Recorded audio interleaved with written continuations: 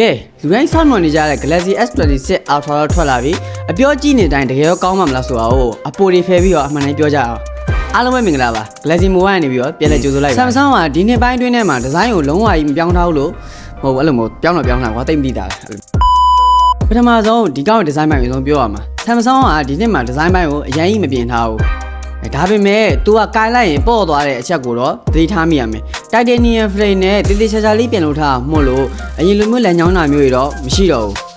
ဒါပေမဲ့အရင်စိုက်ကြီးနေရဖြစ်တဲ့အတွက်ကြောင့်မို့လက်သေးရဲ့သူနဲ့ဆိုလို့ရှိရင်တော့နည်းနည်းလေးစိန်ခေါ်မှုရှိနိုင်တယ်ကင်မရာရင်းမှာလည်း320 megapixel နဲ့လာမှာဆိုတော့တကယ်ရောအလုပ်ဖြစ်မှာလားဆိုတော့မေးကြရှိနိုင်တယ်ကျွန်တော်စမ်းကြည့်ရတဲ့လောက်ကတော့တော်တော်လေးအဆင်ပြေလို့ပြောရမယ်ဒီ daylight တွေမှာရိုက်ရင်တော့မှပဲဒီ day တော်တော်လေးကြတယ်ညဘက်တွေမှာရိုက်မယ်ဆိုရင်တော့မှပဲဒီ noise တွေအရန်ထမျိုးတွေမရှိတော့ဘူးတခုရှိတာ तू က320 megapixel နဲ့ရိုက်မှာဖြစ်တဲ့အတွက်ကြောင့်မို့လို့photo file size တွေကအရင်ကြီးနေနိုင်တယ်ဒီ storage 256သမားတွေဆိုရင်တော့မှပဲခဏလေးနဲ့ပြန်ပြေးနိုင်တဲ့အားနည်းချက်တော့ရှိတယ်နောက်တစ်ချက်ကတော့ performance ဘိုင်းကိုပြောမယ် performance ဘိုင်းမှာ Snapdragon 8Gen5 ကိုသုံးတာဖြစ်တဲ့အတွက်ကြောင့်မို့လို့တော်တော်လေးသုံးရတာအဆင်ပြေတယ် gaming သမားတွေတဲ့သတင်းကောင်းကတော့ Viva ချိန်မှာအေးခံစနစ်ကိုအကြီးထည့်ပေးထားတာဘလို့လွေနဲ့ဆင်ပြမှာဆိုဒီ Genshin Impact လို့ game မျိုးကိုတနာရီကျော်ကစားရင်တော့မှပဲငွေရုံပဲနှွေးမှာဆိုတနာရီကျော်ကစားရင်တော့နှွေးပဲနှွေးမှာဆိုတော့တော်တော်လေးသုံးရတာမိုက်တယ်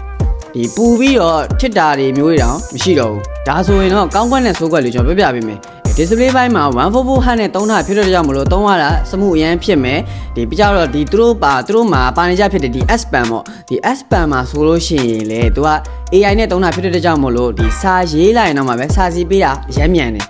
မေးစရာတခုရှိတာဒီ feature ကိုလူတိုင်းကသုံးမှာမလားဆိုတော့မေးစရာရှိနိုင်တယ်နောက်တစ်ချက်ကတော့ Galaxy AI ကပို့ပြီးစမတ်ကြလာတယ်ဒါပေမဲ့သူ့ရဲ့တချို့ feature တွေကနောက်ပိုင်းနေမှာဒီပတ်စံပေးပြီးသုံးရမလားဆိုတော့စိုးရိမ်စရာဖြစ်လာနိုင်တယ်အနည်းချုပ်ပြောရလို့ရှိရင်ဘယ်လိုလူတွေဝယ်တင်လဲဆိုလို့ရှိရင်တော့ Galaxy S series ကိုလည်းကြိုက်တယ် S21 Ultra နဲ့ S22 Ultra ကိုလည်းကိုကမသုံးချင်တော့ဘူးအဆိုလို့ရှိရင်တော့ဒီ S26 Ultra လေးကရွေးချယ်ဖို့အသင့်တော်ဆုံးဖုန်းတစ်လုံးဖြစ်နေမှာဒီကင်မရာဘိုင်းကို professional ကြသုံးချင်တယ်ဆိုတဲ့သူတွေအတွက်ဆိုလို့ရှိရင်လေတော်တော်လေးကို